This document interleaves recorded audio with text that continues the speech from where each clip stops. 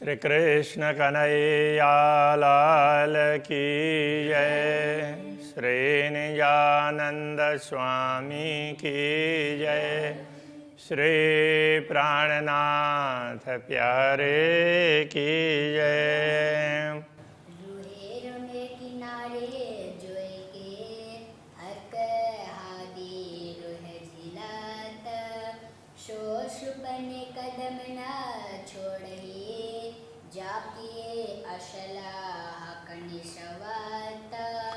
जाके असलह कनिशवत। श्री कृष्ण कन्हैया लाल की जय।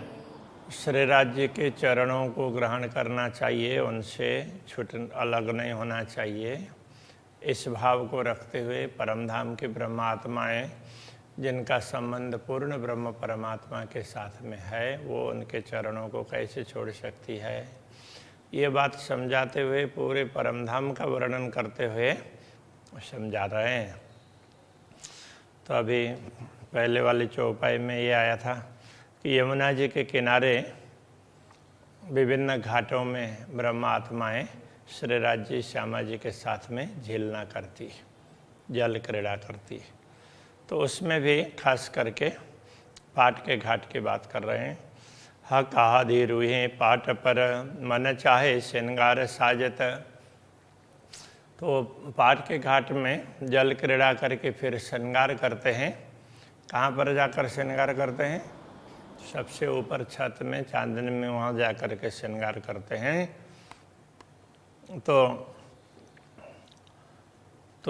उस समय वो सारी ऐसी ऐसी लीलाएं होती है, ये समझाना चाह रहे हैं। तो ऐसी आत्माएं जो इन सारी लीलाओं को याद करती हो, तो रूहें हक कदम क्यों छोड़े? वो पूर्ण ब्रह्म परमात्मा के चरणों को कैसे छोड़ेगी? जाकि असल हक निश्वत, जिनका असली संबंध पूर्ण ब्रह्म से है। रूहें मिलावा रस बाग में, परमधाम के विभिन्न बागों में ब्रह्म आत्माएं मिलती है। उनकी बैठक होती है किसके साथ? श्री राज्य श्यामा जी और ब्रह्मात्माओं के साथ में। जैसे शाम के समय पर विभिन्न स्थानों में जाकर के, अलग अलग स्थानों में जाकर के क्रीड़ाएँ करते हैं। उसके बाद में फिर जल क्रीड़ा करते हैं, फिर श्रृंगार करते हैं, फिर कहीं भी वहाँ बैठक भी होती है। तो इन जहाँ भी बैठक होती है वो मिलावा है। तो परमधाम के बागों में ब्रह्मात्माओं का श्री राज्य श्यामा जी और के साथ में बैठक होती है। देखो कि न विदय शोभित, उस समय बागों की शोभा बढ़ती है। रूए हक कदम क्यों छोड़ई, जाकी असल हक निश्वत। ऐसी ब्रह्म आत्माएं पूर्ण ब्रह्म परमात्मा के चरणों को कैसे छोड़ सकती है? अब खास करके अभी ये बाग तो यमुना के किनारे के ही बाग आगे अभी समझ लेना चाहिए। बाकी लीलाएं तो अलग अलग स्थानों में होती है। अभी इसी का वर्णन ये समझना होगा। पशु पंखी बोले इन समय, कई भी दबना गूंजता। उस समय पशु पक्षी वगैरह अपने कलरव से पूरे वन को गुंजित कर देते हैं। रूए सुपने कदम न छोड़ई, जाकी असल हक निश्वत। तो जिनका संबंध पूर्ण ब्रह्म परमात्मा से है, ऐसी ब्रह्मात्माएं उनके चरणों को कैसे भूलेगी? तो ये सारी लीलाएं करने वाली ब्रह्मात्माएं उनके चरणों को नहीं भूल सकती है। विद विद के कुंज वन में हक रूहें केल करत। अब कुंज निकुंज वन का वर्णन कर रहे हैं। वहाँ जा कर के श्री राज्य श्यामा जी और ब्रह्मात्माएं विभिन्न लीलाएं करते हैं। तो ऐसी लीला में रहने वाली आत्माएं सो क्यों छोड़े इन कदम को, जाके असल हक निश्वत।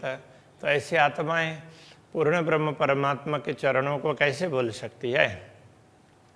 बट पीपल की चौकियाँ हक आदि रूहें सिंचता। बट पीपल की चौकी की बात की, तो वहाँ बैठ कर के तो वहाँ अलग अलग लीलाएं करते हैं और साथ में झूलते भी हैं। तो झूले तो वहाँ के प्रसिद्ध है, कितने 5-5 भूमिका पर्यंत तो उसमें झूले लगे हुए हैं, तो अलग अलग स्थानों में जा कर के झूलते हैं, तो सबको बड़ा आनंद आता है। तो ऐसी आत्माएं रुएं सुपने कदम न छोड़ई जाकी असल हक निश्वत हो, तो स्वप्न में भी श्री राज्य के चरणों को नहीं छोड़ सकती है। ताल पाल बन गिर दबाए ऊपर कई मोहल देखत, अब ताल के तरफ ले जा रहे हैं। ताल का पाल के ऊपर में वृक्षावली है, वृक्षों की पंक्ति है, तो उसमें भी ब्रह्मात्माएं खेलती है। और वहाँ महल वगैरह भी है, ऊपर कई महल देखा था, वो अलग अलग प्रकार के महल दिखाई देते हैं। तो उन सब महलों में ताल में पाल में ब्रह्मात्माएं खेल करती है। पाल के महलों में सो क्यों छोड़े हक कदम को जाके असल हक निश्वत, ऐसी ब्रह्मात्माएं पूर्ण ब्रह्म परमात्मा के चरणों को कैसे छोड़ सकती है। शोभा चारों घाट की जित जोए हव जब मिलत, चारों घाट की शोभा बता रहे हैं। और उसमें भी जहाँ से यमुना जी ताल में प्रवेश करती, वो कितने देवरी का घाट है? 16 देवरी का घाट। उसकी भी एक विशिष्ट प्रकार की शोभा है। तो ये चारों घाटों का वर्णन करते हुए इसका भी वर्णन कर रहे हैं। तो यमुना जी जहाँ से प्रवेश करती है, तो उस घाट का रोए सुपने कदम न छोड़ई जाकी असल हक निश्वत, तो ये ब्रह्मात्माएं जिनका असली संबंध पूर्ण ब्रह्म से हैं, वो इन चरणों को कैसे छोड़ सकती है। ये जो कहे मेहरावा घाटों ऊपर शोभित, ताल के तरफ से देखते हैं तो घाटों में अलग अलग कमान दिखाई देते हैं। घाटों के दीवाल में तो वो कमान, छोटे दरवाजे हैं, तो वो शोभायमान है। हक कदम हृदय रूह के जाके असल हक निश्वत, तो ब्रह्मात्माओं के हृदय में तो पूर्ण ब्रह्म परमात्मा के चरण कमल हैं, इसलिए उन चरण कमलों से तो वो दूर हो ही नहीं सकती। खेले हौज कोशर के बाग में रूहें बन डारी झूलत, तो ताल के बाग में तो ब्रह्मात्माएं खेलती है। और वहाँ पर जो वृक्षावली है ऊपर पाल पर, तो उनकी शाखाएं बहुत लंबी लंबी है, तो उन शाखाओं में भी ब्रह्मात्माएं जा कर के खेलती है और वहाँ झूलती भी है, वहाँ झूले वगैरह हैं। हक चरण सुपने न छोड़ई जाकी असल हक निश्वत, ऐसी लीला करने वाली ब्रह्मात्माएं पूर्ण ब्रह्म परमात्मा के चरणों को नहीं छोड़ेगी। रुएं खिले टापू के गुर्ज में जा झरोखों बैठत, तो अब टापू महल के द्वीप प्रसाद की बात कर रहे हैं। तो वहाँ पर वो जैसे द्वार विशेष हैं, ऐसे गुर्ज भी विशेष हैं। और वहाँ गुर्ज में जा कर के झरोखों में बैठ कर के तो चारों दिशाओं के तो उनमें दर्शन करती हैं, कभी किसी झरोखे में, कभी किसी गुर्ज में जा कर के वहाँ के झरोखों में। तो इस तरह से चारों तरफ के दृश्यों का दर्शन करती है। तो सो क्यों रहे हक कदम बिना जाके असल हक निश्वत, ऐसी ब्रह्मात्माएं पूर्ण ब्रह्म परमात्मा के चरणों के बिना रह नहीं सकती। खेले अरस हौज टापू मिने हक भेले चांदनी चढ़त, अब वहाँ की लीलाओं में एक चांदनी की लीला, वो भी एक विशेष प्रकार की होती है। तो वहाँ चांदनी में श्री राज्य और श्यामा जी बीच में हैं, चारों तरफ परमात्माएं बैठी हैं, और उनसे निकलता हुआ प्रकाश से पूरा आसमान में पहुंच जाता है और चंद्रमा के किरणों के साथ में जाकर के वो जूझने लगता है। और फिर वहाँ बैठ कर के चारों तरफ देखते हैं तो तालाब का चारों तरफ जल है, उसका भी प्रकाश ऊपर जाकर के चंद्रमा के किरणों के साथ में मिला हुआ हो, उस प्रकार का लगता है। तो ये सारे दृश्य चांदनी के, तो वहाँ छत में बैठ कर के की हुई लीलाओं के दृश्य हैं। तो रूहें क्यों रहे इन कदम बिना जाके असल हक निश्वत, तो ब्रह्मात्मा इन चरणों के बिना कैसे रह सकती है। अब ये अलग अलग लीलाओं का दर्शन करवा रहे हैं और चरण कमल को याद करते हुए तो इन सब को दर्शन करना है, वो बात यहाँ पर समझा रहे हैं। नहरें मोहल ढापियाँ जल चक्राव ज्यों चलत।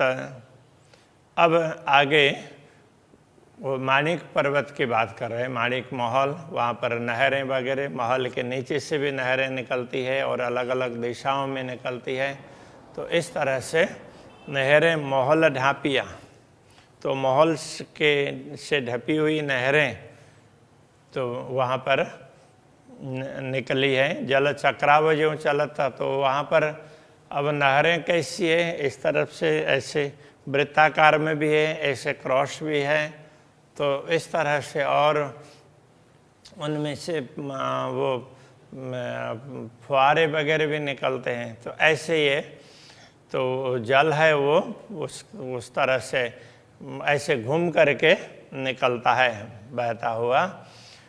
तो मोमिन का कदम क्यों छोड़े जाके असलहा करने से बता। ऐसी लीलाओं के पात्र ब्रह्मात्माएं पूर्ण ब्रह्म के चरणों को नहीं छोड़ सकती। कई महल मानिक पहाड़ में हिसाब में ना आवता। ऐसे अनेक प्रकार के महल हैं मानिक पहाड़ में। तो वह मानिक पहाड़ स्वयं भी विशेष है और उसके चारों तरफ वो नहरें वगैरह और वहाँ से फुहारे, वहाँ से वो जलधाराएं निकलती है, और फिर नीचे भी नहरें हैं, वहाँ पर भी फिर नहरों के बीच में कुंड है, उसके चारों तरफ में कुंड भी क्या है, वो ताल ही है, तो उसके चारों तरफ में महल हैं। तो उसके फिर वो ऊंचाई वो बढ़ती बढ़ती मानिक पर्वत के तरफ में गई हुई है, झूले लगे हुए हैं। तो इनमें तो ये कितने महल हैं जिनका कोई पारावारी नहीं है, हिसाब में ना आवता। तो ऐसे महलों में लीला करने वाली आत्माएं अपने धनी के चरणों को नहीं छोड़ सकती। वो कहना चाह रहे हैं, ये मोमिन कदम क्यों छोड़े ही जाके असलहा का निस्बत। कई ताल नहरें मानिक पर ढिग हिंडोलों चादरें गिरत। अब कई नहरें हैं और उसमें फिर उसमें ताल है, नहरों के क्रॉसिंग में बहुत बड़ा उसमें भाग है, तो वो पानी का तो वो ताल जैसा दिखाई देता है। और ढिग हिंडोलों चादरें गिरता, तो वहाँ पर हिंडोलों के साथ में झूले लगे हुए हैं और वहीं पर फिर जलधाराएं भी गिरती है। तो इस प्रकार से तो ये वहाँ का दृश्य है। एक कदम मोमिन क्यों छोड़े जाके असलहा करने से बता। तो इन लीलाओं में सम्मिलित होने वाली इन लीलाओं के पात्र ब्रह्मात्माएं अपने धनी के चरणों को नहीं छोड़ सकती। कई भांतों नहरे वन में सागर होने का सम्मिलता। अब उससे भी आगे जाते हैं तो वो अलग अलग प्रकार की नहरें, कहीं जब वो जवाहरात की नहरें हैं, वन की नहरें हैं। तो ये सब नहरों में क्या है, कई भांते नहरें वन में वन के अंदर वो उसमें अलग अलग प्रकार के नहरें हैं। तो सागरों निकट से मिला तो वो सब निकल करके, जैसे मानिक पर्वत के नहर हैं तो वो महानद में मिलते हैं। तो इसी तरह से अलग अलग वो नहर वगैरह हैं अंततोगत्वा सागर में मिलते हैं। तो हाँ, नीर सागर में, तो इसीलिए वो सब सागर में जा कर के मिल जाते हैं। तो वहाँ लीला करने वाली आत्माएं मोमिन खेले कदम पकड़ के जाके असलहा करने से बता। तो इन स्थानों में ब्रह्मा आत्माएं श्री राज्य के चरणों को पकड़ करके उनके साथ में रह करके लीलाएं करती है, तो वो उनको कैसे भूल सकेगी। कई बड़े मोहल किनारे सागरों, कई मोहल टापू झलकत। अब सागरों के किनारे में तो सागर और फिर द्वीप, तो सागरों के किनारे में भी अलग अलग महल की बातें बताई गई है। तो वो दृश्य हैं। तो कई बड़े महल किनारे सागर के किनारे में ऊंचे ऊंचे महल हैं, क्योंकि वहाँ तो बड़ी रांग और उसके आगे हैं, तो बड़ी रांग का तात्पर्य ऊंचे ऊंचे महल हैं, इसलिए उनको ऐसे रांग कह दिया किले की तरह से। तो ऐसा कोई रांग उंग कुछ नहीं है, वो ऊंचे ऊंचे भवन हैं। कई महल टापू झलकता, और वहाँ पर टापू में भी कई प्रकार के महल हैं। तो वहाँ सागरों में, वहाँ के टापू में, वहाँ के प्रासादों में श्री राज्य के साथ में लीला करने वाली ब्रह्मात्माएं ये मोमिन कदम सुख ले वही, वो पूर्ण ब्रह्म परमात्मा के चरणों का सुख वो लेती रहती है। जाकी असल हक निश्वत, उनका संबंध पूर्ण ब्रह्म से है, इसलिए वो चरणों को भूलती नहीं है। आगू बड़ा चौगान बन बिना दूब कई दुली चौ जुगत। अब यहाँ पर सीधा उधर सागरों से फिर लौट करके आए, रंग भवन के आसपास का दृश्य बता रहे हैं। रंग भवन के नजीक में ही बड़ा चौगान, वन बिना, वृक्षों के बिना बहुत लंबा चौड़ा मैदान है, तो पश्चिम का चौगान कहते हैं। दूब कई दुली चौ जुगत, वहाँ पर दूब वगैरह भी हैं, तो वो दूसरा दूब दुलीचा और पश्चिम का चौगान ये अलग अलग है। अन्नबन और उसके बाद में दूब दुलीचा, फिर पश्चिम का चौगान। तो वहाँ गलीचे की तरह से दूब है, और पश्चिम का चौगान और दूब दुलीचा दोनों की बात समझा रहे हैं। वहाँ लीला करने वाली ब्रह्मात्माएं मोमिन दौड़ के कदम पकड़े, ऐसे स्थानों में दौड़ दौड़ करके लीलाएं करती है, फिर दानी के चरणों को पकड़ती है। जाकी असल हक निश्वत, तो जिनका असली संबंध पूर्ण ब्रह्म से है। हक हादि रूही, इन चौगान में कई पशु पंखी दौड़ा होता। इन चौगान में, इस लंबे चौड़े खुले मैदान में श्री राज्य श्यामा जी ब्रह्मात्माएं, तो वहाँ अलग अलग पशुओं के, पक्षियों की सवारी करके तो उनको वहाँ दौड़ाते हैं। कोई उड़ते हैं, कोई दौड़ते हैं। तो मोमिन लेवे सुख कदमों, तो ब्रह्मात्माएं श्री राज्य के सानिध्य का, उनके चरणों का सुख लेती रहती है, क्योंकि उनका संबंध पूर्ण ब्रह्म से है। कहा कहूँ बाग रस का, जित कई रंगों फूल फूलत। अब वहाँ फूल बाग, नूर बाग का वर्णन कर रहे हैं, तो वहाँ बाग के फूलों की क्या बात करें, बाग की क्या बात करें, वहाँ अलग अलग रंगों के फूल खिल रहे हैं। रूहें क्यों रहे हक कदम बिना, जाकी असल हक निश्वत। धामधनी के साथ में उन बागों में विचरण करने वाली ब्रह्मात्माएं अपने धनी के चरणों को कैसे भूल सकती है। रूहें खेले फूल बाग में, कई खुश बोए रस बहकत। तो जब ब्रह्मात्माएं फूल बाग में खेलती हैं, तो वहाँ विभिन्न प्रकार के पुष्प रस का सुगंध है ना, वो चारों तरफ फैलता है। बहकना मतलब महकना, तो खुशबू सुगंध। सो क्यों रहे हक कदम बिना, जाकी असल हक निश्वत। ऐसी ब्रह्मात्माएं पूर्ण ब्रह्म परमात्मा के चरणों को छोड़ करके रह नहीं सकती है। विध विध की बन छत्रियाँ, जड़ा व चंद्रबाजियों चलकत। तो वहाँ पर विभिन्न प्रकार के छत्रियाँ जैसी दिखाई देती, वहाँ वृक्ष हैं, तो वृक्ष की शाखाएं चारों तरफ फैली हुई होती है, तो वो छतरी की तरह से लगती है।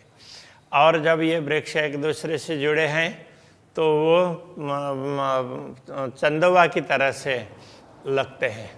तो जड़ा व चंदवा ज्यों चलकता, जैसे चंदवा में अलग अलग प्रकार के रत्न जड़े हुए हैं, अलग अलग प्रकार की कारीगरी है, उस तरह से ये पत्तों की कारीगरी दिखाई देती है, फलों की, फूलों की ये कारीगरी दिखाई देती है। एक कदम सुख सुपने ले वहीं, जाके असलह का निश्वत। तो ब्रह्मात्माएं इन लीलाओं में श्री राज्य के चरण कमल का सुख प्राप्त करती रहती हैं, तो उनका इस संबंध पूर्ण ब्रह्म परमात्मा से है। तो ये सब कहने का तात्पर्य, सारी लीलाओं का चारों तरफ का दर्शन भी करवा रहे हैं। तो इन लीलाओं में श्री राज्य के साथ में सम्मिलित होने वाली ब्रह्मात्माएं उनके चरणों को भूल करके दुनिया में मस्त नहीं बन सकती है, ये बात समझाना चाह रहे हैं। अभी के प्रसंग को यहीं रखते हैं। श्री कृष्ण कन्हैया लाल की जय। जाके असलह कनिशवत, विध विध के वन छत्रियाँ, जड़ाव चंद्रमा ज्यों छलकत एक कदम सुख सुपने ले वही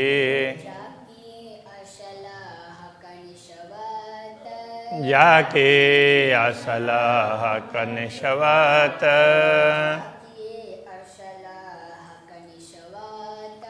जाके असलाह कनिशवत। कृष्ण कन्हैया लाल की जय, श्री सद्गुरु महाराज की जय।